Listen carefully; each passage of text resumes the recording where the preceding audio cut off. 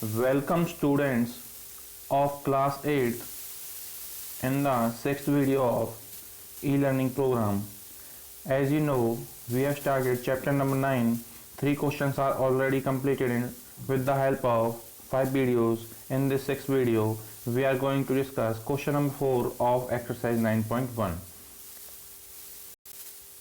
जिन बच्चों ने video number 4 यानी कि लाइक और अनलाइक टर्म्स वाली वीडियो नहीं देखी है, प्लीज़ उसे देख लें, वरना आप क्वेश्चन नंबर 3 और क्वेश्चन नंबर 4 अटेम्प्ट नहीं कर पाएंगे। तो जो भी इस वीडियो को देख रहे हैं, अगर उन्होंने video number 4 like unlike terms की वीडियो नहीं देखी है, उसे देखें, फिर क्वेश्चन नंबर 3 करें, फिर क्वेश्चन नंबर 4 पर आएँ। तो बच्चों स्टार्ट करते हैं क्वेश्चन नंबर 4। क्वेश्चन नंबर 4 में आपको 3 पार्ट्स दिए हैं और क्या कह रहा है, सबसे पहले क्वेश्चन को रीड करो, क्या कह रहा है। तो बच्चों आप देखोगे सभी पार्ट्स में क्या कह रहा है, सब्ट्रैक्ट करना है। किसको? इस वाले पोर्शन को, इस वाले पोर्शन को, और थर्ड पार्ट में इस वाले पोर्शन को। इन सभी को क्या करना बच्चों, सब्ट्रैक्ट करना है। सब्ट्रैक्ट करना है इसको, पहले वाले पोर्शन को। ध्यान से सुनना है कि एक बात को मेरी को। आगे कह रहा है, आगे क्या कह रहा है, फ्रॉम यानी किस में से, लास्ट वाले पोर्शन में से, लास्ट वाले पोर्शन में से। जैसे अगर मैं कहूँ कि सब्ट्रैक्ट 36 फ्रॉम 40, तो इसका मतलब क्या होगा बच्चों, 36 को सब्ट्रैक्ट करो फ्रॉम में से, किस में से, 40 में से। 36 को सब्ट्रैक्ट करो 40 में से, तो कैसे लिखेंगे, 40 माइनस 36, और क्या निकल के आ जाएगा बच्चों, 4। ठीक है। तो इसी तरीके से फ्रॉम के बाद जो टर्म है, फ्रॉम के बाद जो टर्म है उसमें से माइनस करना है। किसको? फ्रॉम के पहले जो टर्म है उसको। फ्रॉम के बाद में जो टर्म लिखी हुई है उसको, उसमें से सब्ट्रैक्ट करना है। किसको? फ्रॉम के पहले जो टर्म लिखी हुई है, जो पोर्शन लिखा हुआ है उस पूरे को। तो बच्चों करते हैं, फर्स्ट पार्ट देख लेते हैं। तो बच्चों कल भी बताया था, स्टेप 1 क्या रहता है हमारा, स्टेप 1 रहता है कॉमा की जगह प्लस या माइनस लगाना। अगर कह रहा है कि एडिशन ऐड करना है तो क्या लगाते हैं बच्चों, प्लस। अगर कह रहा है कि सब्ट्रैक्ट तो क्या लगाते हैं बच्चे, कॉमा की जगह माइनस। और दोनों पोर्शन को किस में लिख देते थे, ब्रैकेट में लिख दिया। दोनों पोर्शन को ब्रैकेट में लिख दिया, और फ्रॉम के बाद जो पोर्शन था उसको पहले लिखा, फ्रॉम के पहले जो पोर्शन था उसको बाद में लिखा। यानी कि इस वाले पोर्शन में से इसको सब्ट्रैक्ट करना है। कॉमा की जगह क्या लगा दिया बच्चों, माइनस। लेकिन हमारे पास यहाँ कॉमा नहीं दिया, क्या दिया है, फ्रॉम। तो फ्रॉम की जगह क्या लगा दिया बच्चों, माइनस लगा दिया। इतना सबको समझ आया या नहीं? तो देखो बच्चों,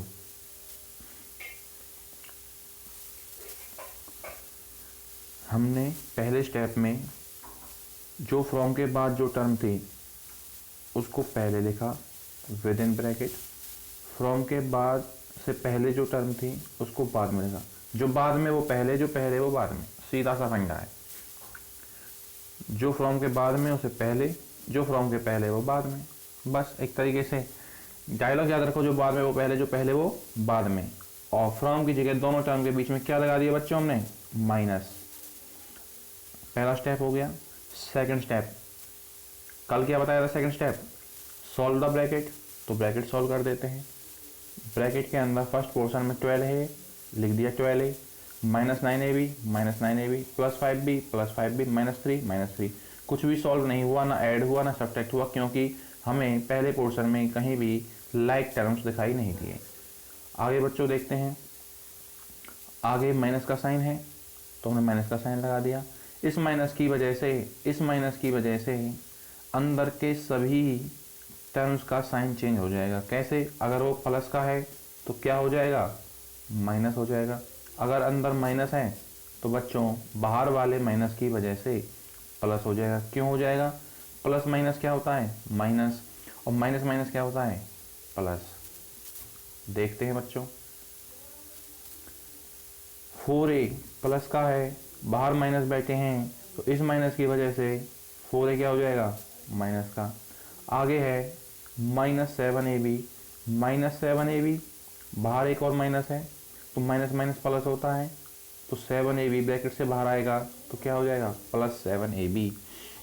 अगला टर्म है सेकंड पोर्शन में +3b, बाहर माइनस होने की वजह से प्लस माइनस क्या होता है माइनस, तो -3b हो जाएगा।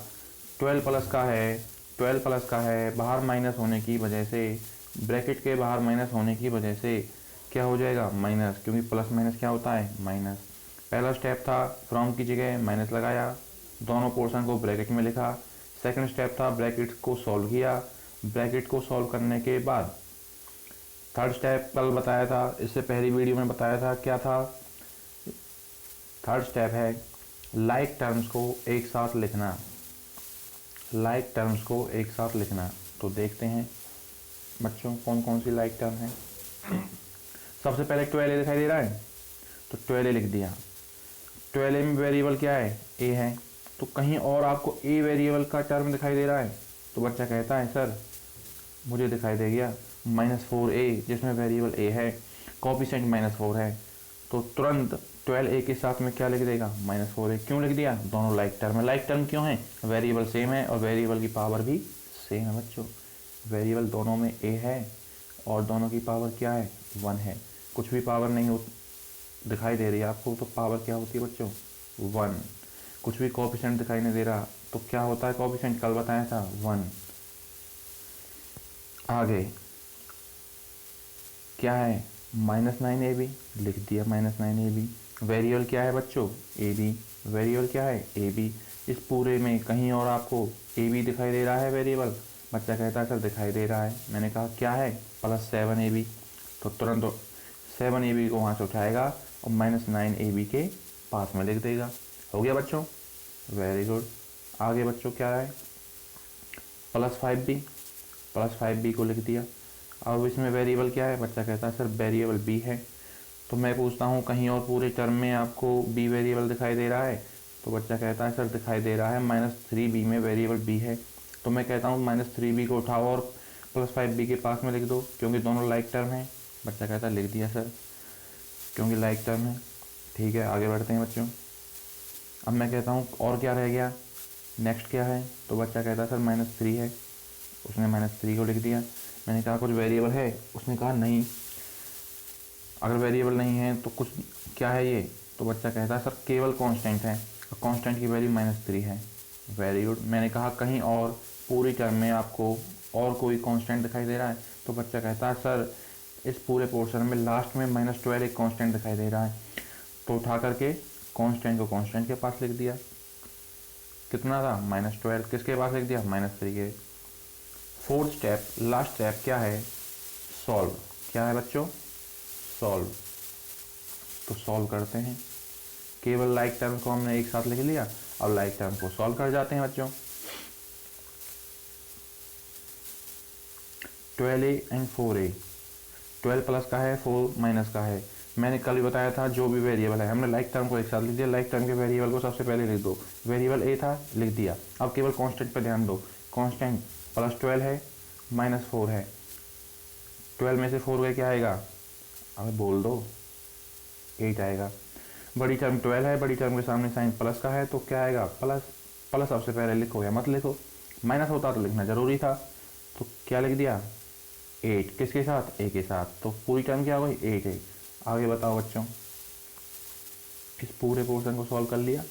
आगे है हमारे पास क्या -9a + 7ab।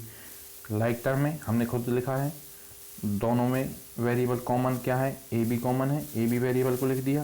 अब कांस्टेंट को सॉल्व कर लेते हैं, यानी दोनों के कोएफिशिएंट को सॉल्व कर लेते हैं। -9 +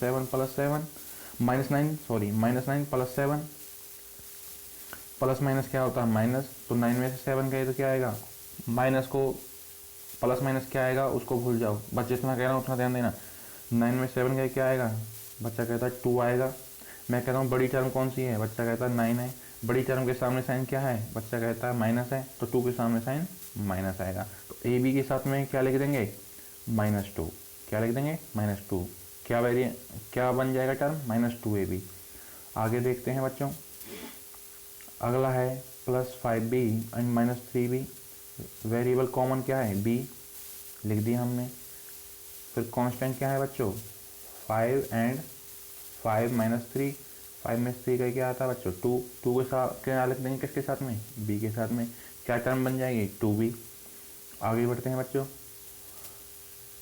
आगे क्या रह गया, बच्चा कहता है सर -3 या -12 रह गया, दोनों कांस्टेंट है, कोई वेरिएबल नहीं है, कोई वेरिएबल नहीं है तो कुछ कॉमन नहीं आएगा। और मैंने कल भी बताया था जब भी कांस्टेंट दिखाई दे तो उनको बच्चों डायरेक्ट सॉल्व कर दो। सर कैसे सॉल्व करते हैं, जैसे आप करते हो 4 + 5, जैसे आप करते हो -4 - 5 डायरेक्ट करते हो ना, 4 + 5 डायरेक्ट कर देंगे, जैसे फर्स्ट सेकंड क्लास में करते थे 4 + 5 9 आता है, -4 - 5 माइनस माइनस प्लस क्या आएगा 9, 4 एंड 5 9, बड़ी टर्म क्या है 5, बड़ी टर्म के सामने साइन माइनस का, तो 9 के सामने किसका साइन आएगा माइनस का, समझे या नहीं। ऐसे ही इसको करते हैं, -3 है -12 है, -3 एंड -12 माइनस माइनस क्या होता है प्लस, तो 12 एंड 3 को ऐड करने पे क्या मिलेगा 15, बड़ी टर्म क्या है 12, बड़ी टर्म के सामने साइन क्या है माइनस, तो 15 के सामने किसका साइन आएगा माइनस का, तो लिख देंगे क्या -15। यहाँ तक समझ आया या नहीं। तो बच्चों सेकंड पार्ट बिल्कुल सेम है, इसका बी पार्ट। सी पार्ट में आपको करा रहा हूँ।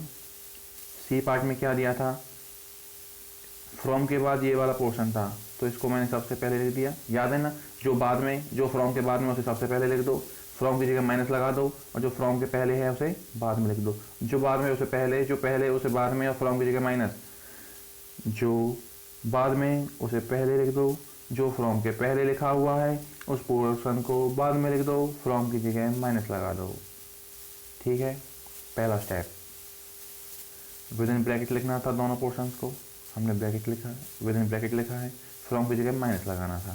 सेकंड स्टेप में क्या था, solve the bracket, solve the bracket. तो सॉल्व करते हैं बच्चों। ब्रैकेट के अंदर कहीं भी आपको लाइक टर्म दिखाई दे रही हैं तो सबसे पहले लाइक टर्म को देख लो। बच्चा कहता है सर कहीं भी लाइक टर्म नहीं है। सेकंड में कहीं कोई लाइक टर्म है, बच्चा कहता है नहीं है, नहीं है तो सीधा ब्रैकेट ओपन करेंगे और टर्म्स को लिख देंगे।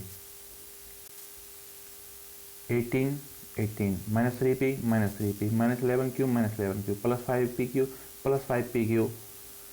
आगे है बच्चों -2p -2pq square -2pq square लिख दिया, plus 5p square Q plus 5p square Q. पहला पोर्शन एज इट इज लिख दिया, माइनस का साइन है।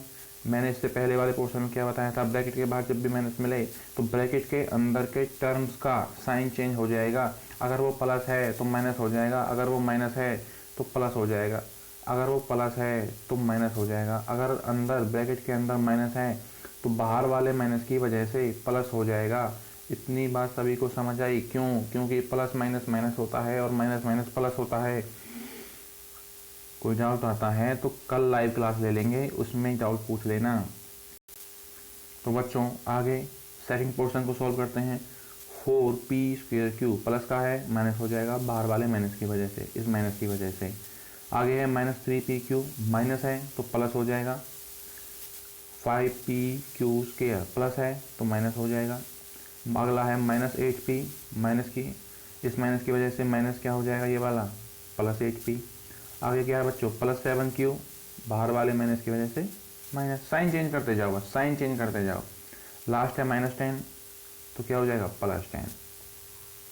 अगला स्टेप क्या था बच्चों, अगला स्टेप है लाइक टर्म्स को एक साथ लिखना। तो सबसे पहले आपको क्या दिखाई दे रहा है 18 में के साथ में कुछ भी वेरिएबल दिखाई दे रहा है, बच्चा कहता नहीं मैं कि वेरिएबल नहीं तो फिर इसे क्या बोलेंगे केवल कांस्टेंट। तो 18 को लिख दिया और ऊपर वाले पूरे पोर्शन में कहीं भी आपको कोई कांस्टेंट दिखाई दे रहा है तो बच्चा कहता है बिल्कुल लास्ट में सर एक कांस्टेंट दिखाई दे रहा है और जो है 10। तो बच्चे ने 10 को उठाया और 18 के साथ में लिख दिया। बच्चा आगे बढ़ता है और आगे देखता है कि आगे लिखा हुआ अगला टर्म -3p तो -3p को एज इट इज लिख दिया। बच्चा कहता है सर -3p में वेरिएबल क्या है p। मैं कहता हूँ इस पूरे पोर्शन में कहीं भी आपको p वेरिएबल दिखाई दे रहा है तो बच्चा कहता है सर थर्ड लास्ट में इसी पोर्शन में 8p दिखाई दे रहा है जिसका वेरिएबल p है। तो उसने 8p को उठाया और -3p के साथ में लिख दिया। बच्चा ऐसे ही करता है और आगे बढ़ता है, आगे उसे -11q दिखाई दिया, -11q को लिख दिया। वो बच्चा कहता है कि सर इसमें वेरिएबल q है। मैं कहता हूँ पूरे पोर्शन में क्यू वेरिएबल दिखाई दे रहा है, वो कहता है सर सेकंड लास्ट में -7q, जहाँ पर वेरिएबल क्यू है वो उस -7q को उठाता है और 11q के साथ में लिख देता है। अगला टर्म है बच्चों क्या, +5pq, +5pq लिख दिया। +5pq वेरिएबल कहता है बच्चा pq है, मैं कहता हूँ पूरे पोर्शन में कहीं भी pq वेरिएबल दिखाई दे रहा है, बच्चा कहता है सर 3pq, जिसमें वेरिएबल pq है उसे उठाता है +5pq के साथ में लिख देता है। जिन बच्चों को प्रॉब्लम आ रही है वीडियो को रिवाइंड करें, दोबारा देखना। आगे बढ़ते हैं बच्चों, आगे दिखाई दे रहा है क्या, अगली टर्म 2pq² माइनस के साथ है, तो एज इट इज लिख दिया। मैं पूछता हूँ बच्चे से वेरिएबल क्या है, बच्चा कहता है sir pq² is the variable. तो मैं आगे पूछता हूँ बच्चे से कि पूरे पोर्शन में pq² तुम्हें दिखाई दे रहा है कहीं भी? तो बच्चों क्या था वेरिएबल, बताओ जल्दी से। pq² था, ठीक है। मैं पूछ रहा हूँ कुछ और दिखाई दे रहा है pq² वेरिएबल, बच्चा कहता ये रहा -5pq², -5pq² वेरिएबल pq² है, तो बच्चे ने -5pq² को उठाया और -2pq² के साथ में लिख दिया। बच्चा फिर आगे बढ़ता है और देखता है कि अगला टर्म क्या है, बच्चा कहता है सर अगला टर्म 5p²q है, 5p²q को लिख दिया। वेरिएबल क्या है, p²q, p²q। अब मैं पूछता हूँ कहीं और दिखाई दे रहा है p²q, तो बच्चा कहता है सर बिल्कुल जस्ट पास में लिखा हुआ है, क्या लिखा हुआ है, -4p²q, उसने उठाया और उसके पास में लिख दिया। यानी कि सेम वेरिएबल वाली टर्म को, और अच्छा बोलूँ तो लाइक टर्म्स को एक साथ लिखना है। लाइक टर्म्स को एक साथ लिखने के बाद अगला स्टेप क्या बताया था, अगला स्टेप है सॉल्व। लाइक टर्म्स को एक साथ लिखने के बाद सॉल्व कर दो, प्लस है तो प्लस कर दो, माइनस है तो माइनस कर दो। तो आओ बच्चों सॉल्व कर देते हैं। 18 + 10 कांस्टेंट है, सीधा 28 आ जाएगा। आगे बच्चों क्या लिखा हुआ है, -3p + 8p, -3p + 8p, p variable common है, लिख दिया। -3 + 8 क्या होगा, प्लस माइनस माइनस होता है, तो 8 में 3 का क्या आएगा, 5, बड़ी टर्म 8, बड़ी टर्म के सामने साइन प्लस का, तो 5 के साथ प्लस आ जाएगा, +5p आ गया। आगे बताओ बच्चों जल्दी से क्या है, जल्दी बताओ जल्दी, सभी को दिखाई दे रहा है ना, क्या है, -11q और -7q। कॉमन वेरिएबल q है, लिख दिया हमने सबसे पहले q को, q लिख दिया, ठीक है। कांस्टेंट क्या है, और अच्छा बोलो कोएफिशिएंट क्या है, -11 -7, माइनस माइनस प्लस होता है, 11 और 7 क्या हो जाएंगे बच्चों, 18 हो जाएंगे। बड़ी टर्म क्या है, 11, बड़ी टर्म के सामने साइन माइनस का, तो 18 के साथ साइन क्या आएगा, माइनस का, तो क्या लिख देंगे क्यू के साथ, -18। आगे बढ़ते हैं बच्चों, आगे कहाँ पर आ गए, अगला वेरिएबल क्या है बच्चों, 5pq + 3pq, pq कॉमन है, pq को लिख दिया। 5 + 3 सीधा है, ऐड कर देंगे, 5 + 3 8 होता है, तो pq के साथ में 8 लिख दिया।